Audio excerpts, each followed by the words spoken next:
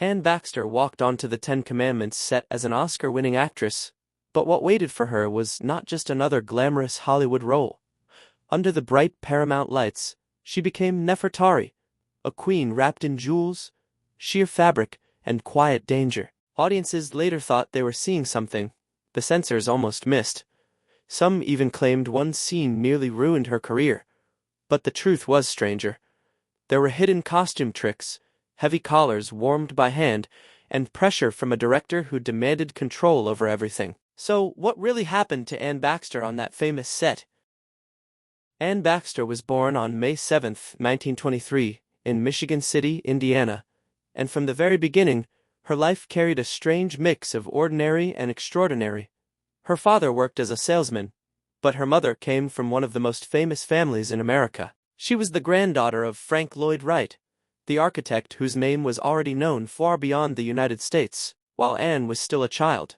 So even before Anne understood the world around her, she was growing up in the shadow of a man who had already changed the skyline of modern life. Yet the path waiting for her was not architecture. It was performance, applause, and a different kind of spotlight. That shift started early. In 1934, when Anne was 11, her family left Indiana and moved to New York City. It was the middle of the Great Depression, which made the move feel even bigger. She had gone from a quieter Midwestern life to the fast pulse of Manhattan, where theaters and performers shaped the culture of the country. While many families were focused on survival, Anne was slipping into theaters and studying actresses on stage with real attention. She was watching closely, learning how voices landed, how pauses worked, how a person could take over a room without shouting. New York gave her a direction. By 1936, that direction had turned into action. Anne was only 13 when she made her Broadway debut in a play called Seen But Not Heard. At that age, most girls were still far from any serious professional stage, but Anne was already working in front of paying audiences and drawing the notice of people who mattered. Critics saw poise in her. Directors saw discipline. She was becoming an actress in her own right, no longer just the granddaughter of a famous man. A few years later, her first great disappointment pushed her even closer to Hollywood. At 16, she screen tested for the shy young heroine in Alfred Hitchcock's Rebecca. She did not get the part. Hitchcock reportedly felt she looked too young beside Laurence Olivier. For many hopeful actresses, that would have been the end of the story. For Anne, it became the beginning of something bigger. The screen test caught the attention of 20th Century Fox, and instead of dismissing her, the studio offered her a 7-year contract. By the time she reached Hollywood, Anne was still only a teenager. In 1940, at 17, she appeared in 20 Mule Team. Soon after, Orson Welles was casting the magnificent Ambersons at RKO, and he personally approved Anne for the role of Lucy Morgan. She was only 18, under contract to Fox, and had to be loaned out to make the film. That kind of opportunity usually went to more established names, which says a lot about how quickly people in the industry were starting to notice her. Then came another test, this one much heavier. In Five Graves to Cairo, released in 1943, Anne played a French chambermaid caught in a dangerous wartime setting. She was just 20, and yet she had to carry long emotional scenes opposite Erich von Stroheim. Billy Wilder trusted her with material that demanded fear, vulnerability, and inner strain, and Anne held her ground. She had force, and she could stay alive in a scene even when surrounded by older, louder, or more famous men. Still, the studio system had its own ideas about what to do with her.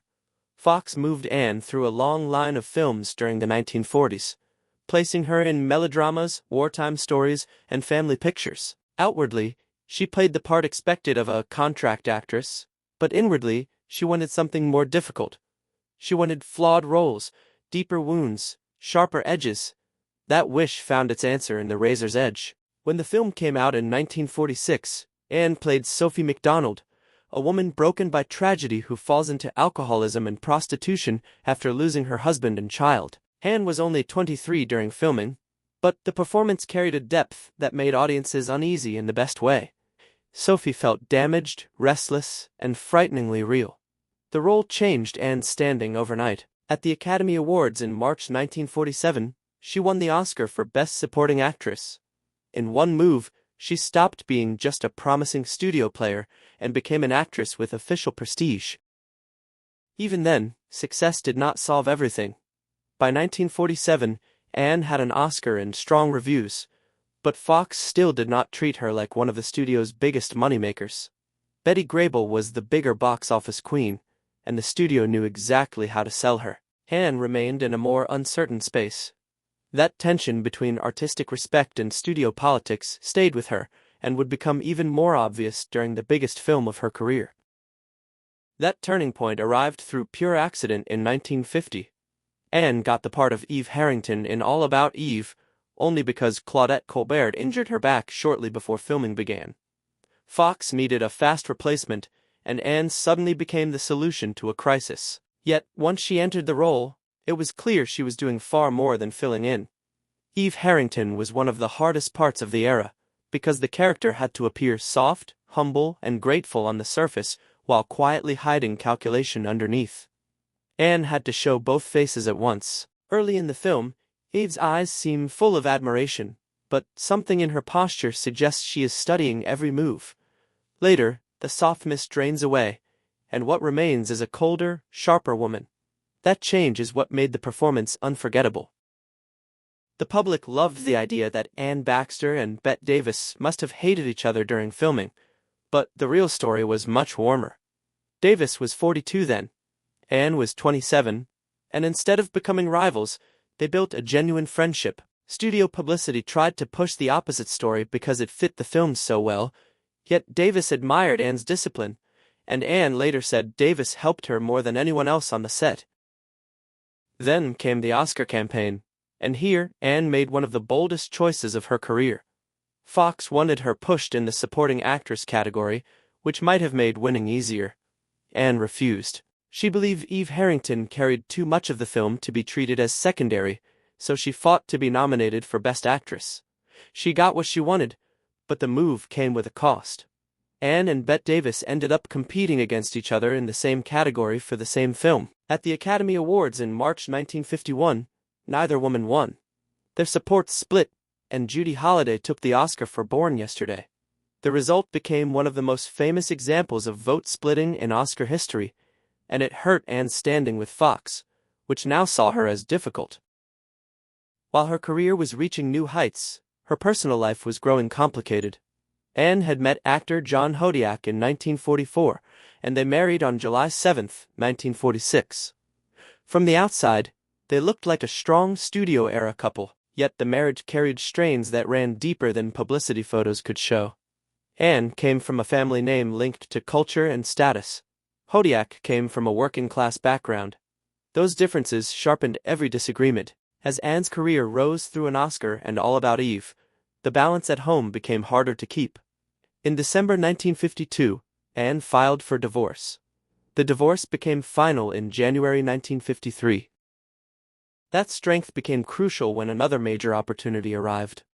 In the mid-1950s, Cecil B. DeMille considered Anne for Nefretiri in the Ten Commandments, one of the biggest productions Hollywood had attempted. During their meeting, Anne worried that she might not look Egyptian enough and suggested wearing a false prosthetic nose. DeMille rejected the idea outright and insisted her own face would remain exactly as it was. Once filming began, she had to stand beside Charlton Heston and Yul Brynner in an enormous biblical epic. Yet Anne found power in stillness. Through voice, gaze, and control, she gave Nefretiri a presence that audiences remembered long after the vast sets faded from memory. When people talk about Anne Baxter and the Ten Commandments, the story usually starts with the costumes. When the film opened in October 1956, Baxter's Nefretiri looked dangerously close to crossing a line that old Hollywood guarded very carefully. The gowns showed bare shoulders, low necklines, jeweled bodices, and sheer fabric that clung to her body so closely that audiences felt they were seeing far more than the censors should have allowed. Yet every part of it had been designed with control. The goal was clear: make it look daring, keep it technically covered. Years later, Baxter herself explained how that illusion worked. In her autobiography, she admitted that the most revealing costumes were supported by a skin-dyed bra and a matching skin-dyed G-string, both tinted to match her complexion. What looked scandalous on screen was actually a piece of careful design. Under Technicolor lights, those hidden layers melted into her skin, so the jeweled pieces seemed to rest directly on her body. Even the jewelry had its own strange drama. Those huge Egyptian collars looked magnificent on screen, but on set, they caused a problem nobody could have guessed. The pieces were heavy, hard, and cold. They would be fastened around Baxter's bare shoulders right before filming. One moment she was standing in chilly studio air, the next she was facing brutal lights that blasted heat onto the set. That quick change raised goosebumps, and in close Technicolor shots, even that small reaction showed up. So the crew began warming the collars by hand before takes. That was the level of control required. Nefretiri had to glide into frame looking smooth and royal, even when the body underneath was reacting to metal and heat.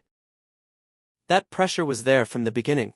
Baxter later said that her first scene with Charlton Heston was an intimate scene that demanded closeness and instant chemistry. They filmed it on a Paramount soundstage, while both actors were buried under brocade, metal pieces, wigs, and layers of costume that looked grand on screen and felt punishing under the lights. On the very first day, they had to be convincing, poised, and emotionally locked in while standing, under enough heat to make royal elegance feel like hard labor. That was the environment Cecil B. DeMille created. On paper, the Ten Commandments looked like prestige at the highest level. In reality, it was a giant machine under constant pressure. DeMille was already in his 70s, and his drive had not softened with age. During production, he pushed himself so hard that he suffered a heart attack after climbing a towering set around 130 feet high. The budget was around $13 million, which was massive for the time. Crowd scenes used roughly 14,000 extras. On a film that large, time vanished into money almost instantly. A set that huge was always going to create friction. Egos rubbed together, schedules tightened, patience wore thin. That is why the modern story that Anne Baxter was somehow nearly banned from Hollywood over a shocking scene in the Ten Commandments falls apart the moment you look at it closely. There is no real record of such a scandal from the 1950s. No studio memo, no production code file, no trade paper panic. When the film opened in October 1956, the attention was on its scale, its cost, its religious weight, and its box office power. Baxter's performance was praised, and her career did not collapse afterward.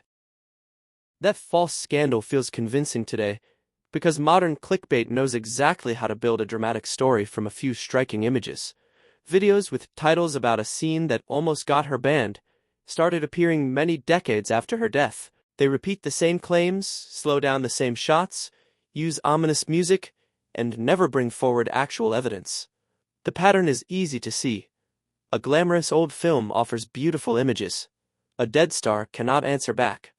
A dramatic title promises hidden truth. The result gets clicks. The point is never history. The point is attention. What actually made the Ten Commandments controversial in 1956 was something far less sensational. It was a giant sacred spectacle with a huge budget, a running time near 220 minutes, and a release campaign built around scale and reverence. Nefretari's costumes were bold for the period, but they passed through the systems that mattered. The film cleared the production code and passed Catholic Legion of Decency review. No censorship board shut it down. The movie went into theaters and became one of the decade's biggest hits. Baxter herself never told that story either. When she later spoke about the film, she remembered the heavy gowns, the wigs, the strain, and the spectacle. She did not describe herself as humiliated or merely destroyed. She described a demanding job. Her career after 1956 keeps proving the same point. A real near ban would leave marks. Contracts would disappear. Roles would dry up. Instead, Baxter moved into later film work, then into television, and kept going. She leaned into television at a time when some film stars still treated it like a step down. She appeared in major shows across the 1960s and beyond. In 1969, she earned an Emmy nomination for an episode of The Name of the Game. Then she did something even more surprising. After reaching a level of fame many actors spend their whole lives chasing, she stepped away from the usual Hollywood race and moved into the Australian outback. Within a few years of the Ten Commandments, she married Randolph Galt and moved to his remote station of about 36,000 acres with the nearest neighbor around 10 miles away. This was Anne Baxter, Oscar winner, leaving behind the studio world while still young enough to remain in the middle of it. She was not a forgotten actress escaping failure. She was a successful star choosing distance.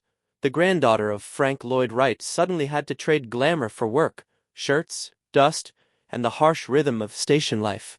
She and Gout had 2 daughters, but the marriage slowly weakened under isolation and strain. By January 1970, the marriage was over. Those years became part of her memoir, Intermission, a true story, published in 1976, giving later readers a rare look at what it felt like to move from Hollywood success into remote domestic struggle. Then came one of the most beautiful full circles in her career. In 1971, she stepped into the role of Margot Channing in the Broadway musical Applause. That matters because in All About Eve, she had played Eve Harrington, the younger woman trying to take Margot's place. More than 20 years later, she became Margot herself. Another strange echo arrived in 1983 with Hotel. Bette Davis had appeared in the pilot, but illness forced her to leave. Baxter then joined the show as Victoria Cabot, effectively stepping into the space left behind by her old All About Eve co-star. On Hotel, she became a steady weekly presence for a new generation. That end came suddenly. On December 4, 1985, Anne Baxter left her Upper East Side apartment for a routine hair appointment on Madison Avenue. Somewhere along that ordinary morning, she suffered a cerebral hemorrhage and collapsed while trying to hail a cab. She was taken to Lenox Hill Hospital, where she never regained consciousness. She died on December 12, 1985, at the age of 62. By then, the pattern of her life was already clear. She had refused easy boxes again and again. She had chosen the dignity of a leading actress over a safer Oscar campaign. She had stepped away from Hollywood when staying would have been simpler. She had come back on different terms. She had crossed stage, film, and television across nearly half a century without letting one version of success define her forever.